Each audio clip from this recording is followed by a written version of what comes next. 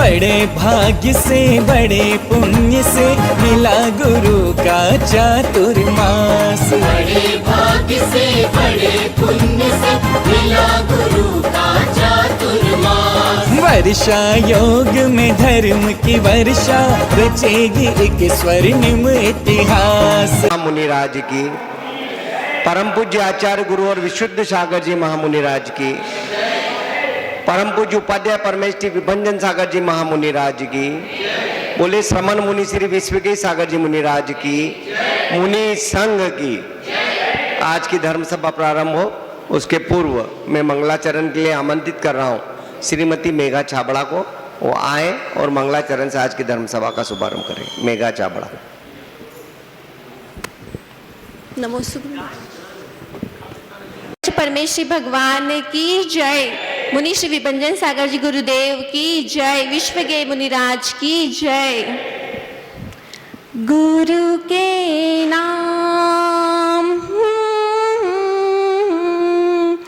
गुरु के नाम, ला ला ला ला, गुरु के नाम हमने किया है जीवन सारा ये अर्पण हो, जीवन सारा ये अर्पण। ध्यान तेरा करते हैं निश दिन, ले लो हमको अपनी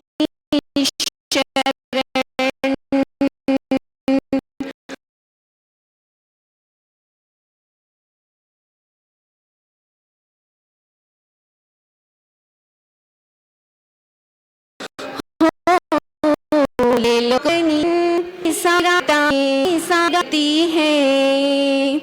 हम गुरु की भक्ति में रहते हैं, भक्त तुम्हारा लोग हमें अब कहते हैं।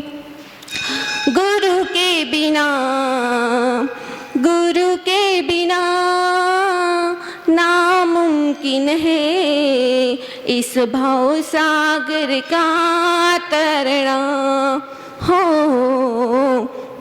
इस भव सागर का तरना।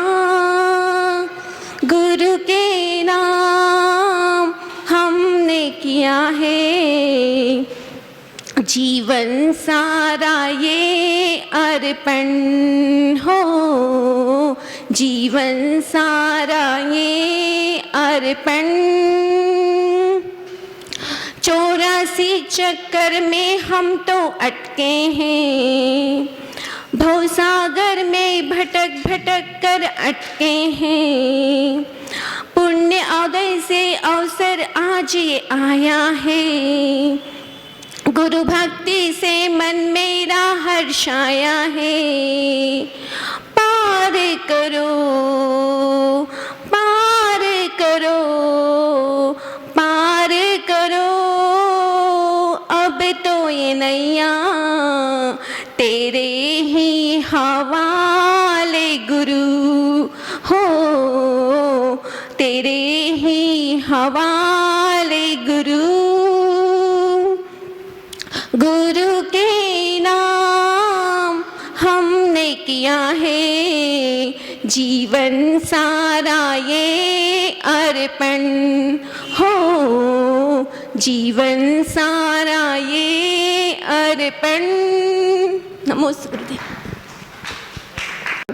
अब मैं दीप प्रज्वलन एवं पाद प्रक्षालन के लिए आमंत्रित कर रहा हूँ श्रीमान विमल कुमार जी जैन पंचायत वाले और श्रीमान हेमंत कुमार जी जैन, कृपया आए दोनों और दीप प्रज्वलन और पाद प्रक्षालन करें।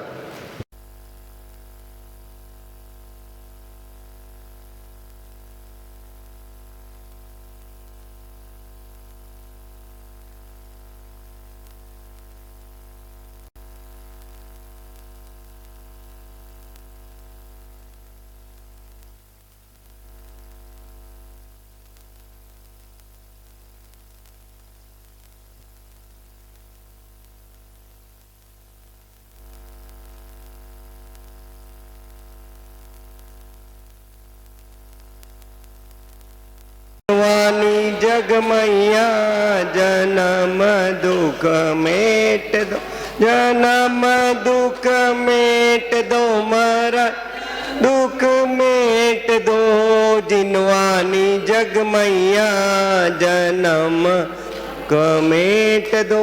बोलो द्वादशांग जिनवानी माता की। गुरुदेव साक्षात हमारे बीच में विराजमान है। गुरुदेव के चरणों में सत सत नमन वंदन करते हुए अनुग्रह है कि अपनी अमृत वाणी से हमें अनुग्रहित करे। नमोस्तु गुरुदेव। नमस्ते। सभी लोग हाथ जोड़े पंच परमेश्वर भगवान का स्मरण करेंगे। ओम नमो अरिहंताणम्,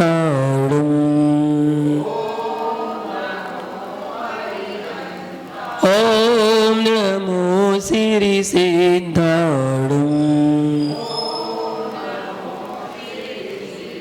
ओम नमो आयरियाणम्, ओम नमो वज्रायाणम्,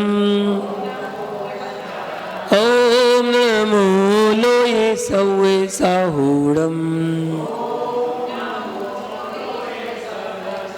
रमिदून बड्डमाणं परमपाणं जिणं दिशोधेण बोच्छामि रयण सारं सायारे नयारे धम्मीणम्। जय बोले सदपरमेष्ठी भगवान की, उल्लाई श्री शांतिनाथ भगवान की, परम पूज्य आचार्य भगवान कुंद कुंद स्वामी की, आचार्य गुरु विराग सागर जी महामुनि राज की, चर्या श्रवणी आचार्य श्री विशुद्ध सागर जी महामुनि राज की।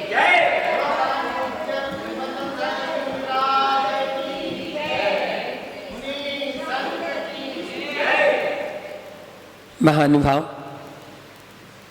बहुत सुंदर गाथा आई है। आचार्य भगवान ने यहाँ पर बताया सुपात्र दान के फल से सकल सुखों की प्राप्ति होती है। इस गाथा को जाना था और आज एक अलग ही गाथा आचार्य भगवान यहाँ दे रहे हैं। आहार दान के बाद जो शेष बचा हुआ आहार होता है उसका प्रभाव क्या पड़ता है, उसके लिए आचार्य भगवान एक गाथा के माध्यम से यहाँ पर बता रहे।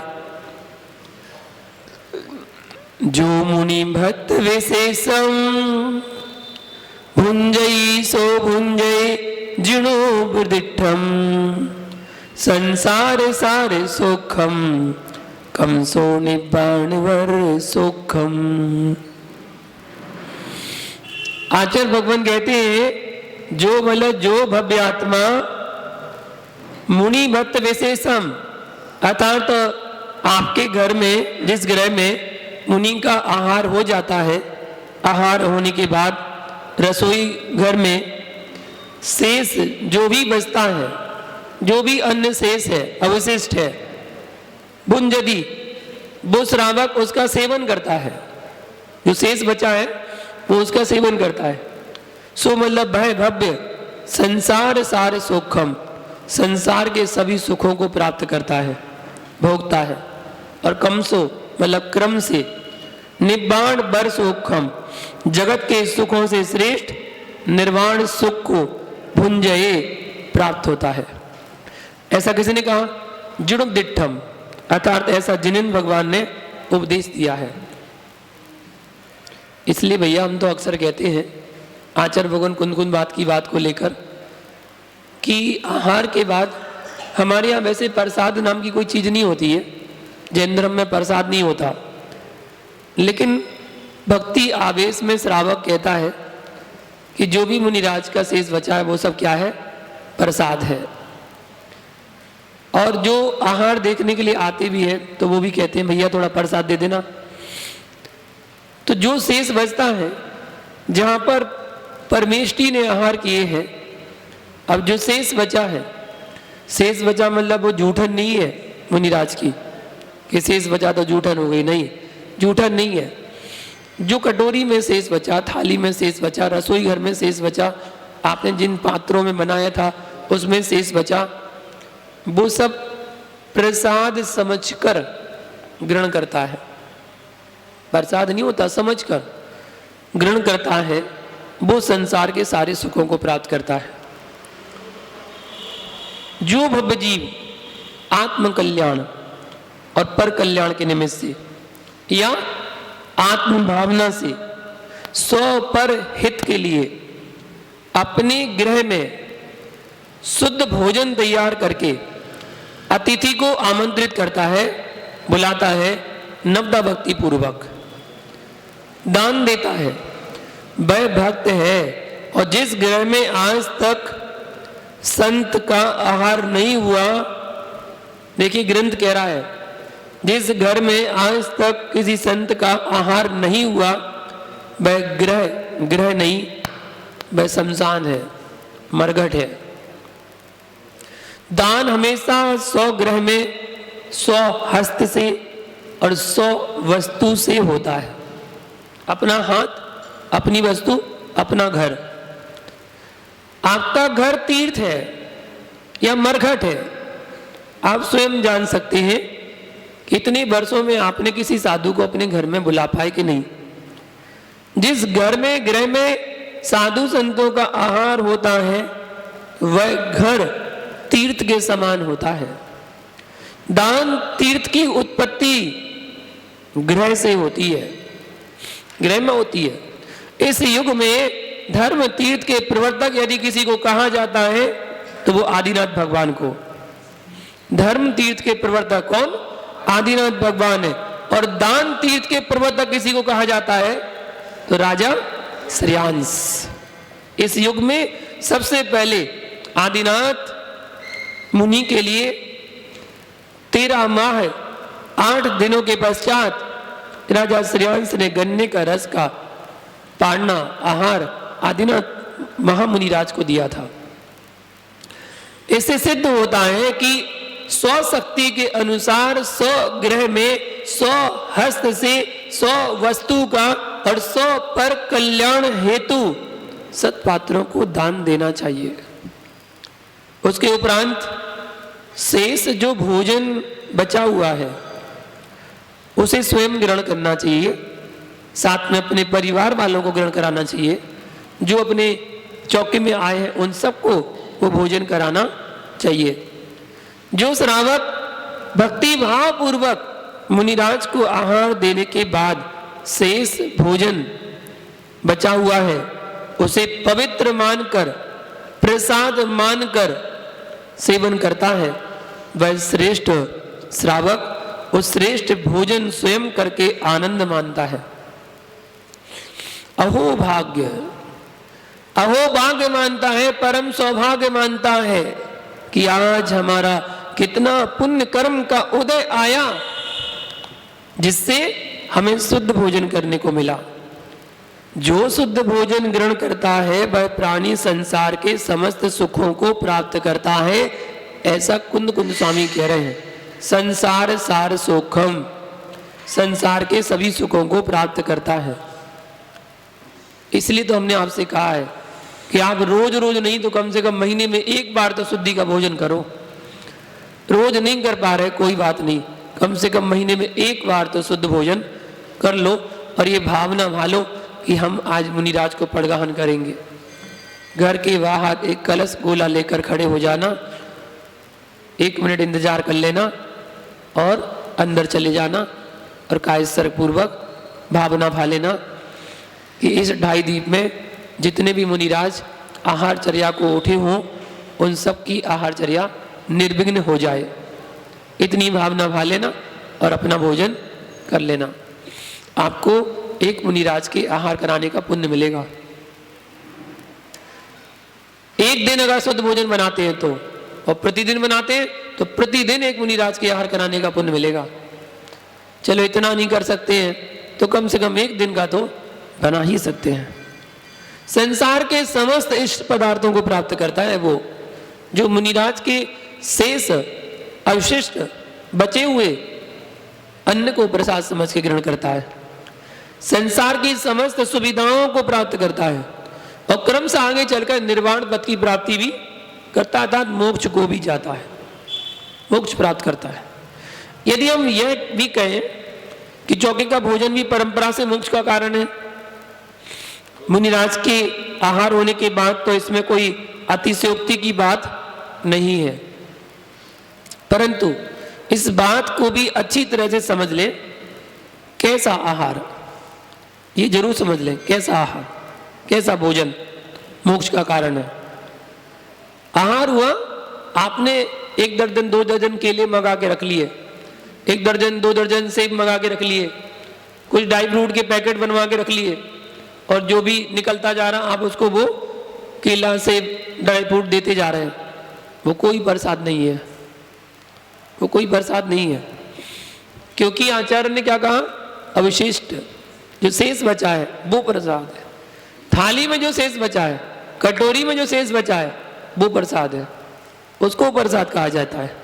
जैसे आहार मुनिराज ने सेवन किया है, वैसे का वैसा भोजन जो श्रावक ग्रहण करता है वह मोक्ष का कारण है।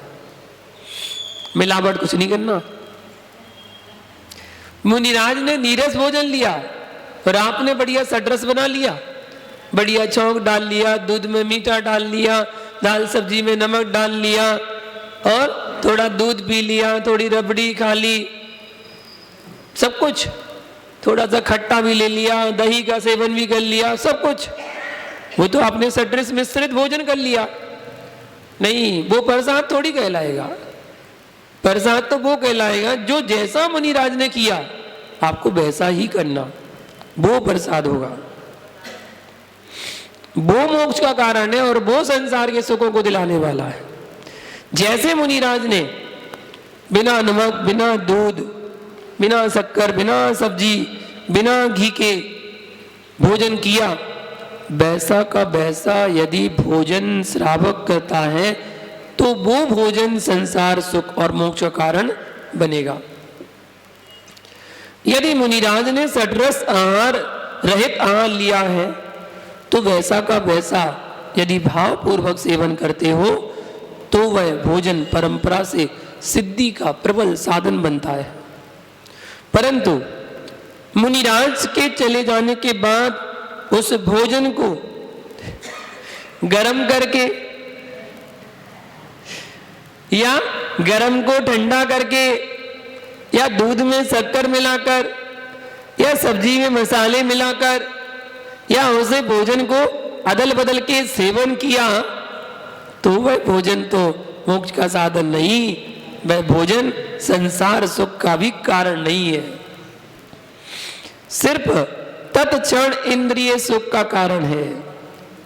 इसलिए श्रावक जनों को सावधानता और श्रद्धा पूर्वक उस शुद्ध आहार का इंद्रियों पर विजय प्राप्त कर भोजन करना चाहिए, और यही हमारे जैन दर्शन में प्रसाद माना गया। प्रसाद समझकर जो ग्रहण करता है, और कोई प्रसाद नहीं है, और तो कुछ होता नहीं है कि आप तो, ये तो होता नहीं है कि यहाँ पर आपने बढ़िया बादाम किस्में चढ़ा दिए मंदिर में और चढ़ा के फिर वो प्रसाद में बांट दिए। नहीं, हमारे यहाँ ऐसा नहीं होता, अन्य मत में ऐसा होता है, हमारे यहाँ नहीं होता। हमारे यहाँ तो जो चढ़ा दी वस्तु वो चढ़ा दी, वो किसकी हो गई, वो मालिक की हो गई। अब चढ़ी हुई बस्ती पर हमारा कोई राग नहीं है, हमें उससे कोई लेना देना नहीं। जैन दर्शन में केवल आहार से जो शेष बचा हुआ है उसको प्रसाद समझ कर ग्रहण करने की बात आई है। जो मुनिराज के आहार के बाद बचा हुआ भोजन प्रसाद माना गया है, वो इस प्रसाद का सेवन करने में ज्ञानी जनों को प्रमाद नहीं करना चाहिए। इसलिए मैं तो कहता हूं मांग लेना चाहिए। कोई श्रावक अगर प्रसाद नहीं दे रहा हो ना, आहार के बाद मुनिराज निकल रहे, आप वहां पर आहार देख रहे थे और कोई नहीं दे रहा आपको प्रसाद, आप तो ले लो करे, कहना भैया प्रसाद देना, मांग लिया करो। क्यों? अपन तो स्वार्थी है। क्या है? स्वार्थी है। जिस प्रसाद से हमें संसार के सारे सुख भी मिल रहे हैं और क्रम से निर्वाण की प्राप्ति भी हो रही है, तो क्यों छोड़ो, क्यों छोड़ो? भैया देना, ले लो। लेकिन कौन सा? अगर कोई आपको साबुत सेब केला आदि दे तो कहना ये नहीं चाहिए। फिर बोले कौन सा चाहिए? बोले जो मुनिराज को जिस कटोरी में से चला रहे थे उस कटोरी में से 1 गिलास दे दो, कुछ भी, दाल सब्जी का, फल का, मीठे का, नमकीन का, रोटी का 1 गिलास दे दो वो भी चलेगा, 1 गिलास वो ले लेना चाहिए। प्रमाद नहीं करना चाहिए, क्योंकि प्रमादी व्यक्ति धर्म से बहुत दूर होता है। बहुत सारे संसार के प्राणी आहार के उपरांत बचे हुए भोजन से घृणा करते हैं, खाने से इनकार कर देते हैं। आज की नई जनरेशन के बच्चे खाया नहीं ना उन्होंने, जब खाए तो पता चले उनका कैसा लगता है। वो पहले ही देख कर बता दे क्या भूसा सा रखा है, सानी बना के रख दी, कैसे खाते हैं मुनिराज, ऐसा बोल देते हैं। जो शुद्ध भोजन को सेवन करने से इनकार कर देते हैं वे संसार में पापी और अज्ञानी कहलाते हैं। जो चौके के भोजन को 1 बार ठुकराता है उसे दुनिया के लोग पाप कर्म के कारण से 100 बार ठुकराते हैं। इसलिए जब भी कोई आपसे बोले ना भैया भोजन करके जाना, हाँ ठीक है लगाओ, तुरंत बोल दिया करो लगाओ, तुरंत मना नहीं करो, ठुकराओ मत। बड़ी किस्मत से बड़े भाग्य से तो मिल रहा है, कोई पूछता नहीं है। अब किसी ने पूछा है और तुम कह रहे नहीं नहीं नहीं नहीं नहीं नहीं नहीं नहीं नहीं मैं परसा दे दो बस। अरे सामने वाला जब अच्छा भोजन करा रहा है करो, क्यों मना कर रहे? ठुकराना नहीं चाहिए। जो ठुकराता है वह भाव भाव में ठोकर खाता है। जो मुनिराज के आहार के बाद बचे भोजन को नहीं खाता है यानी पेट भरने के लिए खाता है, और अज्ञानी स्वाद लेने के लिए खाता है। ज्ञानी भी खाता है और अज्ञानी भी खाता है। ज्ञानी पेट भरने के लिए, अपना गड्ढा भरने के लिए खाता है, और अज्ञानी स्वाद ले लेके खाता है। इसमें नमक नहीं है, थोड़ा सा नमक डाल दो, थोड़ा सा चीनी डाल दो, कह के मांग लेगा, भोजन करते समय मांग लेगा। मुनिराज इसलिए मौन लेकर जाते हैं, मौन लेके जाते हैं, मांगने का कोई सवाल ही नहीं है, और ना इशारे करने का सवाल है। अब कोई कोई श्रावक पूछते हैं मुनिराज नमक डाल दे, अब मुनिराज क्या बोले, हाँ डाल दो। ऐसे करेंगे क्या? मुनिराज दूध में मीठा डाल दे, अब पूछ रहे मुनिराज से मीठा डाल दे। तरीका होता है उसका, क्या तरीका होता है? आप जिस समय मुनिराज को दूध चला रहे हैं और आपने दूध में मीठा नहीं डाला हुआ है, आप मीठे की चम्मच 1 चम्मच लीजिए और मुनिराज की अंजलि के ऊपर करिएगा, बस डालना नहीं है, ऊपर करिएगा। अगर मुनिराज ने अपनी अंजलि बंद कर ली इसका मतलब मीठा नहीं चाहिए, अगर उनकी अंजलि खुली है इसका मतलब मीठा डाल दो। इतना सा काम करना है बस, आपको कुछ नहीं पूछना। आपको नमक डालना है, नमक कम है या दिखाना है कि नमक कैसा है, तो थोड़ा सा नमक लेके और मुनिराज की अंजलि के ऊपर करना चाहिए। अगर मुनिराज ने अंजलि बंद कर ली इसका मतलब नमक ठीक है, अंजलि बंद नहीं की इसका मतलब नमक कम है, डाल दो। तो उसी गिलास में नहीं डालना चाहिए, फिर और दाल सब्जी में भी डाल देना चाहिए कि नमक कम है, लेकिन भर भर के नहीं डालना चाहिए। कोई कोई चम्मच ही भर कर डाल देते, आधी चम्मच, एक जगह हमने देखा आधी चम्मच नमक डाल दिया। हमने कि भैया आप तो तुमने पूरा खारा कर दिया, अब भोजन कैसे होगा? तो सोच समझ के विवेक पूर्वक की कितनी आवश्यकता है उतना ही आपको करना चाहिए। तो अज्ञानी कैसे खाता है? स्वाद ले लेके, और ज्ञानी केवल अपना गड्ढा भरने के लिए। जिसका पाप से प्रबल नाते हैं वे कभी चौके का भोजन नहीं खाते हैं। चौके का भोजन, चौके का प्रसाद पुण्यात्मा प्राणी को ही मिलता है, हर किसी को नहीं मिलता, सबको नहीं मिलता, सबको नहीं प्राप्त होता। चौके का भोजन का अवसर कब मिलेगा? चौके का भोजन करने का अवसर कब मिलेगा? जब स्वयं मुनिराज को आहार कराएगा, तब स्वयं को अवसर मिलेगा। इसलिए सदैव प्रीति पूर्वक आहार बनाना चाहिए और आहार करवाना चाहिए, और प्रतिदिन शुद्ध भोजन बना के मुनिराज की प्रतीक्षा करते रहो। यदि नगर में हुए तो अपने घर में आहार कराओ, और यदि नहीं है, नहीं करा सकते हो तो जिसके यहाँ पड़ोस में, पड़ोस के घर में जाकर के जहां भी चौका लगाओ वहां जाके दान करो। यदि नगर में सतपात्र नहीं है तो आहार की बेला को टालकर 10 बजे अधिकांश सारे मुनिराज आहार के लिए उठ जाते हैं, तो वो बेला को टालकर फिर भोजन करने बैठो। और भोजन करने से पूर्व ऐसी भावना करो, हे प्रभु इस 28 दीप में जहाँ जहाँ मुनिराज आहार के लिए उठ रहे हों उन सबका आहार निरंतराय हो जाए। ऐसी भावना भोजन करने के पूर्व करना चाहिए। भावना करने से भी दान देने का भी फल प्राप्त होता है। जब नगर में कोई साधु ना हो तब ऐसी भावना करो, कृत कारित अनुमोदना, तीनों का फल एक समान मिलता है। कृत माने स्वयं करना, आहार व्यवस्था करना, कारित माने दूसरों के द्वारा करवाना, और अनुमोदना का मतलब होता है कि करने वाले की सराहना करना, प्रशंसा करना कि आपने बहुत अच्छा काम किया। परंतु अनुमोदना का फल सभी को प्राप्त नहीं होता, किसी किसी को होता है। इसलिए इसमें थोड़ा सा सुधार करने की आवश्यकता है। पुण्य की क्रियाओं में कृत कारित अनुमोदना का फल अलग अलग मिलता है और पाप की क्रियाओं में कृत कारित अनुमोदना का फल बराबर मिलता है। जहां पाप की क्रिया कर रहे हैं, किसी मुनिराज की निंदा कर रहे हैं या कुछ और भी पाप की क्रिया कर रहे हैं, उसमें करने वाला, करवाने वाला और अनुमोदना करने वाला तीनों को बराबर फल मिलेगा। उदाहरण, श्रीपाल कचड़े को फेंकवाया मुनिराज पर, फेंकवाया, एक ने फेंका और 700 लोगों ने अनुमोदना की, सबको क्या हुआ? कुष्ठ रोग, बराबर फल मिला। लेकिन पुण्य की क्रियाओं में कृत कार्य अनुमोदना का फल अलग अलग मिलता है। क्यों अलग अलग मिलता है? क्योंकि जो करने वाला है और जो करवाने वाला है और जो अनुमोदना करने वाला है, तीनों के परिणाम अलग अलग हैं, तीनों के भाव अलग अलग हैं, तीनों की विशुद्धि अलग अलग है। जिसके जैसे परिणाम, जिसकी जैसी विशुद्धि, वैसे उनको पुण्य का अर्जन होता है। हाँ, एक बात समझना, जो आहार देने का पात्र नहीं है, जैसे गलित, कोढ़ पीड़ित मानव, असाध्य रोगी, शुद्ध पातक वाला, उत्तम कुल से रहित, आचरण से पतित, व्यसनी आदमी आहार दान देने के पात्र नहीं है।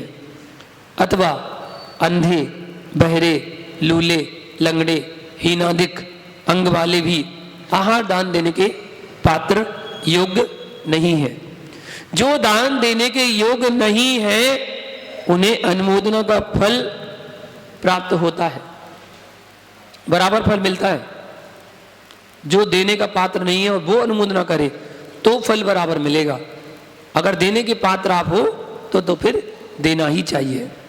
परंतु जो प्राणी आहार देने की योग्यता रखता है, तन मन से स्वस्थ है, धन से भी सक्षम है, सब कुछ अनुकूलताएं हैं, फिर भी दान देने में प्रमाद करता है, असमर्थता व्यक्त करता है, कंजूसी करता है, उस व्यक्ति को अनुमोदना का फल नहीं मिलेगा। यदि सबको अनुमोदना का फल मिलने लग जाएगा तो फिर आहार दान देने की कोई इच्छा ही नहीं होगी, सब अनुमोदन कर लेंगे, कोई देने को आएगा नहीं, क्योंकि बराबर फल मिल रहा है ना। लगाना क्या है चौका, अनुमोदना कर लो, आहार अच्छी हो जाए। नहीं, फिर आहार दान का कोई महत्व ही नहीं रह जाएगा, अनुमोदन का फल होगा तो। इसलिए जिनकी जैसी पात्रता है उस पात्रता के अनुसार कार्य करना चाहिए।